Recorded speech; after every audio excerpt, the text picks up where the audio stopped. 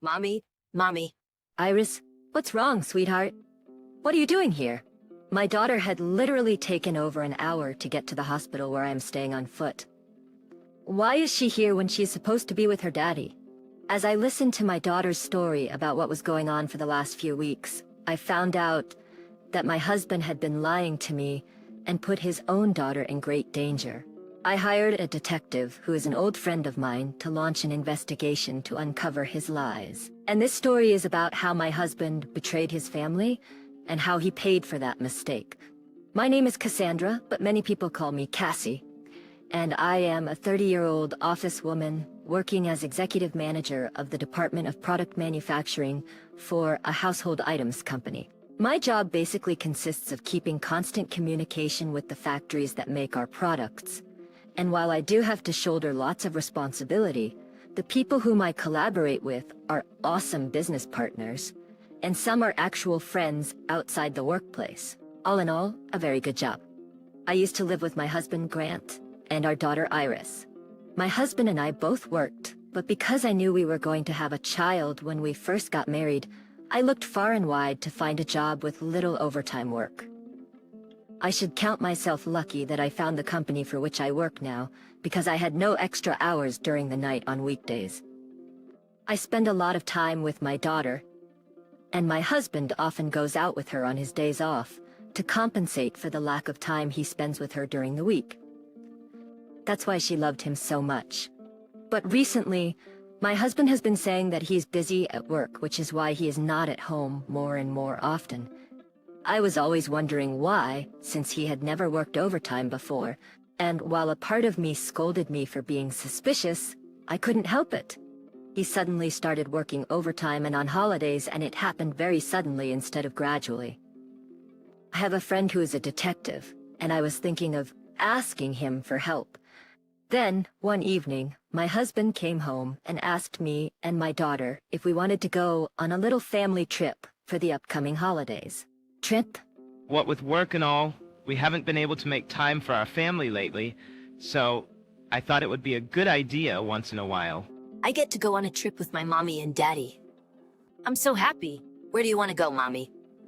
If we go on this trip, sweetheart, we're only going to a place you want to go to, okay? She was so happy to hear that and started talking about where she wanted to go. I had nothing to be suspicious about. Grant was simply really busy with his work, but this idea of his... She was so happy to hear that and started talking about where she wanted to go. I had nothing to be suspicious about. Grant was simply really busy with his work. But this idea of his made me realize that he was still thinking about us all the time. All my doubts about him disappeared. But 1 week before the holiday trip we were looking forward to, I fell ill at work. I had been feeling under the weather around then, but I just thought it was just a lack of sleep. But in fact, while it wasn't life-threatening, I was diagnosed with an illness that required surgery. I'm sorry, sweetheart. I was looking forward to this trip very much. Oh, it's all right, mommy. I'm more worried about your health, so don't worry about it. Just get some rest, okay? I'm gonna visit you a lot with daddy. Won't we, daddy? Thank you, darling. Grant, honey, do you think you can take care of Iris for the time being? Of course, never you mind. I have everything under control. Just get some rest, all right? Both of them were very understanding, so I stayed in the hospital and focused on my treatment, even though I still felt sorry for them both. For the last week or so of my stay in the hospital, Iris and Grant came to visit me every other day. She spent a lot of time just talking about what happened at school the last couple of days, and it made me happy, because the scenery never changed. Being in the hospital was so boring. I was certain I would emerge from the hospital physically healthy, but clinically insane. As soon as my husband and my daughter walked in through the door to my room, made it feel as though the hospital room was a dreamland. And once my daughter and husband leave, the boredom settles in again. It takes about an hour to walk from our house to the hospital. My stay in the hospital was to be at least a month, and I was very anxious because I've never been away from my daughter for any amount of time, even remotely close to that. Because the hospital was so far from where we lived, I couldn't see Iris very often in the first place. And then something happened that made me even more anxious. My husband and daughter stopped coming to visit me, and to pile on the bad news at the same time. I seemed to be disconnected from Grant. I just couldn't get through to him, over the phone. I sent him messages too, but either he never read them, or they never reached his inbox. On the days I couldn't see my daughter, I always used to call them using Grant's video phone to see her face, but he couldn't do that anymore. I don't know if maybe it was because he was having a hard time taking care of her, but I was nevertheless worried about whether things were okay or not. A week passed, and still no phone calls. 2 weeks after I was hospitalized, my husband picked up the phone for once. Oh, thank goodness. I finally got through to you, Grant. How are you? How's Iris? I'm doing all right, and Iris is doing great. Sorry about the incommunicado. I've been pretty busy with work these days. Where's Iris? I want to see her face. Is she still awake? Sorry, honey. I put her to bed about an hour ago. She had soccer in her PE class today, and she was so tired. I'll check on her again and try to get back to you. Oh, okay. Too bad. I miss her so much. Can we make a video call right now? It's been a while since I've seen the house, and I feel so relieved to see it again. Sorry, I'm still at the office right now. I went home to check on Iris, and after I put her into bed, I came back. Mind if I call you back? After I answered no, he hung up on me. I tried calling him several times over the next few days, but the same problem of incommunicado persisted. I was concerned about my daughter's condition, but not being able to leave the hospital was very frustrating. One day, after days of agony, I heard fast-paced footsteps running down the hallway of my hospital room. The footsteps passed by my door, and then stopped and approached the door again from the opposite direction. I apparently had a visitor, and then I heard the sound of crying and sobbing. The voice was familiar to me. There was no doubt about it. The voice belonged to my daughter. Mommy. Iris, what's wrong, sweetheart? What are you doing here? Did you walk all the way here? I walked all the way here by myself. I knew the way because I came a few times with Daddy. According to Iris, it had literally taken over an hour to get to the hospital where I'm staying on foot. Why did you come alone? Where's Daddy? Because Daddy is not at home. He's not at home? What do you mean, sweetheart? I asked her if she meant he hadn't come home yet because he's busy at work, and she said no. He literally hasn't been home at all recently. I wondered why he bought me lots of boxed lunches and bread and stuff that I liked, but I thought that Daddy was never going to come back. I understood. I feel so lonely being home alone, Mommy. She began to cry. To sum up everything, she told me Grant was not at home and Iris had spent the last few days all alone in the house. In other words, a child in elementary school, 8 years old, was home alone, eating boxed lunches and assorted sweet bread. When I called Grant a few days prior and he answered, it wasn't that Iris was sleeping that I couldn't see her. It was that Grant simply wasn't with her. She must have felt so alone, so scared, and so confused about why she was alone. She didn't have a cell phone, which meant she couldn't call anyone. And she thought the only solution to the problem was to go to the hospital herself. And that's why she had to walk all the way from her home. My heart wrenched at the thought of such calamity, and the anger I felt towards Grant was enormous. What exactly did he hope to accomplish by leaving our daughter alone in the house for multiple days? I hugged her and tried to calm her down. Perhaps the physical labor of walking a whole hour got the better of her because she fell asleep on my bed next to me, her head on my chest. I took the opportunity to call Grant, and for some reason he answered the phone almost immediately. Cassie, what's wrong? What are you doing right now? I'm having a nice dinner with Iris. What do you want? Obviously, Grant was in a bad mood because I'd called him at the moment. I didn't care. I just kept on talking. If you're having dinner with her, can you put her on? He said nothing in response, and he was clearly upset when I said that. His breathing suddenly became heavy and erratic. If you're gonna lie, you better lie in a more convoluted way, my dear man. Like, of course I'd ask him to give the phone to Iris if they were eating together. Now I conclusively knew my husband was lying to me, and that's all I needed to know. You know what? Never mind. I have a big headache. Glad to know you're spending time together, though. Call me again when you can, I said before hanging up the phone.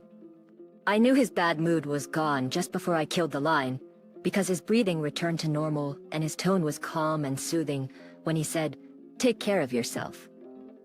I supposed he was relieved that he didn't have to give Iris the phone. I was so disgusted with him. After hanging up the phone, I called my parents. I couldn't trust my husband with Iris anymore. I explained the situation to my parents and asked them to take care of their granddaughter. They were thrilled to take her under their wing for a bit, and I knew they would. Iris hadn't seen her grandparents in nearly 6 months. I also urgently asked a detective who was an old friend of mine to launch an investigation to uncover his lies. Lo and behold, he called back 15 minutes later with a tiny update. The evidence of Grant's infidelity was rolling in astonishingly quickly.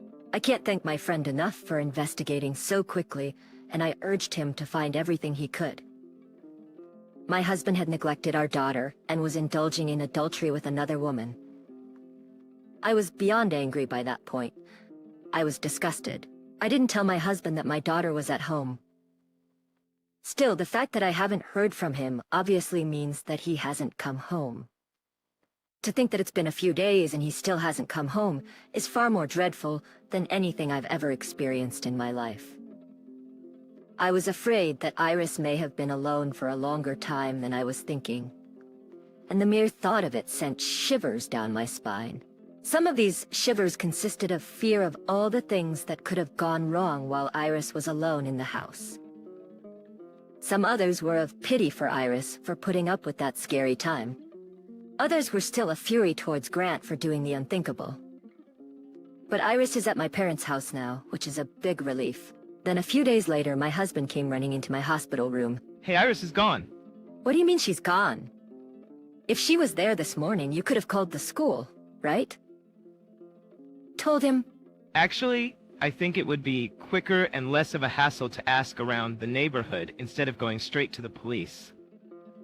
Where is Iris likely to go? Normally, anyone would feel more comfortable telling the police right away and letting them take care of finding her.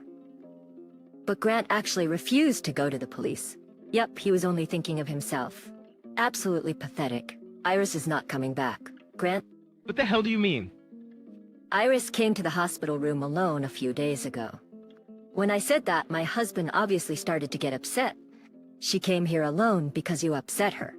When I said that, my husband obviously started to get upset. She came here alone because you abandoned her at home and made her feel so lonely. That's why I've asked my parents to take care of her. That's what I told him, making sure the words all sounded like bullets because I wanted to destroy this man's soul. Then you do know where she is. Why didn't you tell me earlier? But then he took offense. But I wasn't fazed by that in the slightest. Can you please explain to me why I have to tell you, to make you understand? Normally you'd have known she was gone sooner, right? I was busy with work. If you're really too busy with work to even come home at all, you could have called me first, or your in-laws, or your own parents. Well, I mean, that's okay, because I already have it all figured out.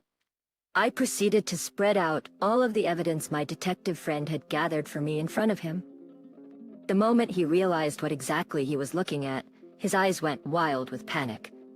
But really, the reason why you didn't even notice your daughter was missing was that you were busy having an affair, isn't it? You failed as a husband, as a father, and as a man in general, Mr. Grant Scallion. No, that's not cheating. That's just a junior colleague at work who told me she needed some advice. So all I ever did was listen to her concerns. I think that excuse is still going to hold up when you take a freaking look at this. I offered my husband a photograph of the two of them coming out of a hotel. When my husband realized he couldn't use that excuse, he fell to his knees. I want a divorce. Divorce? No, please. Anything but a divorce, please. I was just having some fun with her. I was never serious. You weren't serious when you left your own daughter to have an affair with her. What were you gonna do if something happened to my daughter while you were off gallivanting with that bitch clutching your arm like that? I can't be with a man who leaves his daughter and then goes off to someone with whom they're only having some fun. But, you know, Iris is not gonna have the best childhood if she only has a single parent. I don't believe the same individual who literally abandoned her in an empty house alone and scared has the right to say such things, Mr. Scallon. The divorce is final, and I'm not going to change my mind. I've asked my parents to hire a lawyer, and we're going to be negotiating the legal procedures through them. I never want to see your pathetic face again. At that instant, my parents came into the room. I was holding Mom's hand. When she saw her daddy, she started shaking and retreated behind her grandmother, hugging her legs and digging her fingers into her skirt. She must have been traumatized from being left alone in a large house for multiple days. My heart started to pound in my chest as I fought back tears at this devastating sight. My own daughter was frightened of her father. I mean, sure, he deserved it, but no child should ever feel that way towards their parents. It's so heartbreaking. I'm scared, Grandma. Do you understand now? This is what she did to her. But I made sure she had plenty of food, because I knew she wouldn't be able to eat anything if I left her alone with nothing at her disposal. What's your problem with that? Nowadays it's becoming a lot more widespread to leave elementary school children at home to fend for themselves for a bit. It helps with independence and autonomy, you know? My husband actually started to attempt to justify his actions for leaving her at home alone. Iris started to cry when she heard her father's words. Mom kindly took her out of the hospital room and Dad gave Grant the look, a look of soul-crushing judgment. I never thought he'd be able to say such a thing in front of my daughter. Of the two things I was furious with him about, the affair and his neglect of Iris, the latter was infinitely more important, and the fact that he was trying to prove he was in the right made me struggle to keep my murderous intent from taking over. The Iris crying made it especially hard. I swear another slight nudge in the wrong direction, and I would have lost all control. So that's how you really feel. These are the true feelings of a lousy man who values cheating on his wife with another woman more than his family. No wonder you left your daughter behind. You really think your crimes are alleviated because you left food for her? How cruel and disgusting can you get?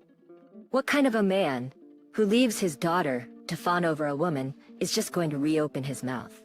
What you did is something that could have gotten you arrested by the police, and I'm not kidding. Perhaps Grant finally realized the gravity of what he had done when I mentioned the word police, and he agreed to the divorce. But his stupidity didn't end there. I'll agree to the divorce, but you have to let me see Iris. If you don't agree to that, I won't pay you child support. I don't want child support. I don't want money from someone who's going to make money a condition to see his daughter. Then I won't do it. I won't. By all means, Mr. Scallon, don't. We don't want anything to do with you. As long as you don't ever show your face to me or to my daughter again, I'm all for that idea. Right as I said that, my parents-in-law came into the room. I guess my own parents called them. Right? As I said that, my parents-in-law came into the room. I guess my own parents called them. What do you mean? You won't pay child support? You did something that should make you feel ashamed as a man, and paying alimony and child support is axiomatic. You should be paying double the normal amount of child support and double the amount of alimony by conventional standards. It's not that you should pay that much, it's that you will pay that much. I'm really sorry about all this stupid shit, Cassie dear. Don't freaking tell me what to do. I'm not going to pay you anything. Not a single penny. Do you hear me? Then don't ever call yourself my son again. I'm freaking disowning a piece of shit like you. I'm ashamed you were ever my son. You're crazy. You're the one who's crazy, you bastard. I'm ashamed that Cassie is still seeing your face. With that, my husband was dragged out of the hospital room by his parents. A few hours after they left, my lawyer came to see me, and together we finished up the legal procedures to demand Grant alimony and child support, and he took care of most of the rest. My in-laws were very cooperative, needless to say, and the result was that I was able to get more money than the conventional standard, just as Miss Scallon said I would. My husband's lover was indeed a junior at his company, and my detective friend sent a certified letter to that company. I'm still so grateful to my friend for finding that much evidence against Grant's infidelity, and I owe so much to him. Thanks to the content-certified letter, the woman was transferred to a regional office somewhere in the countryside on the outskirts of some remote town, and my husband was assigned to work next to a window. Which is to say, he's only taking care of miscellaneous things and isn't actually doing real work. I also demanded alimony from the woman whom Grant was having an affair with. She was insisting on not paying, so we contacted her new workplace through my lawyer, and we arranged for the money to be deducted from her paycheck. Because Grant had been having an affair at work, and it's hard for him to stay working there right now, the woman who he had the affair with seems to be holding a grudge against him because of my demanding alimony from her and spreading the contents of their messages, photos to their head office. The alimony was paid to me in one lump sum, and she quit the company soon thereafter. I don't know what she's doing now. My husband also paid alimony and child support in one lump sum, so I never had to see him again. And I was discharged from the hospital without further complications, perhaps 10 days after the whole situation blew over. After I left the hospital, we went straight to my parents' home. I decided to stay with my parents for a while because I was afraid my daughter might be affected by the whole situation. When I told my daughter that her daddy and I had divorced, she said, "If you're there for me, Mommy, I'm so happy with that. That's all I want. And even if you get lonely, I'll be here for you." She was the one who had suffered a traumatizing experience of being abandoned alone in a large house, but her words were so kind and so brave that it made me realize how grown up my little girl was already. I was so proud of her, and I still am so proud of her. I will continue to be there for her as she grows up to become a beautiful, compassionate, independent lady. I'm keeping in touch with my in-laws, who have always been very kind to me and to their granddaughter. Iris not only has me to guide her, but she also has 2 sets of wonderful, loving grandparents. Wish us luck, everyone. Revenge subscribe now.